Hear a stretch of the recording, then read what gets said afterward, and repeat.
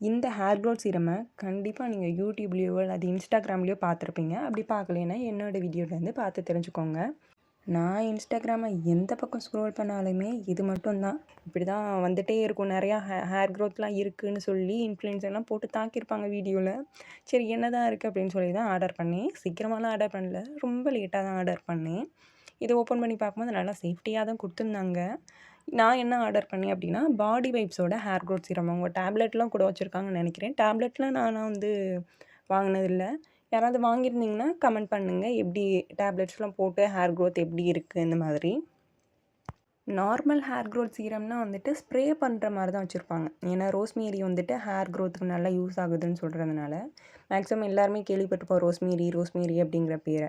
அது வந்துட்டு நார்மலா ஸ்ப்ரே பண்ணுற மாரி இருந்துச்சுன்னா, நெறையா போற மாதிரி இருக்கும். ரொம்ப தண்ணியா இருக்க மாரி சில இதில ஃபீல் ஆகும். இது வந்து ரோல் ஆன் மாரி தான்.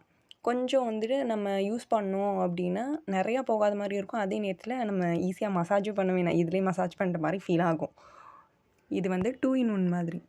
நம்ம சீரமும் அப்ளை பண்ணிக்கலாம். அதே நேரத்தில மசாஜும் பண்ணிட்ட மாதிரி இருக்கும். அதாவது நான் தான் சொல்றேன். அதுலலாம் போடல. இந்த ப்ராடக்ட் உங்களுக்கு வேணும்னா டிஸ்கிரிப்ஷன்ல லிங்க் வச்சிருக்கேன். கமெண்ட்லயும் வச்சிருக்கேன்.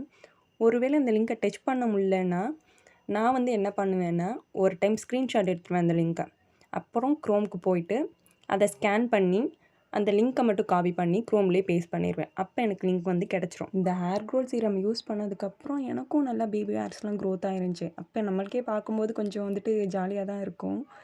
குட்டி குட்டியா வளர்ந்துருக்குப்பா அப்படின்னு தான் இருக்கும்.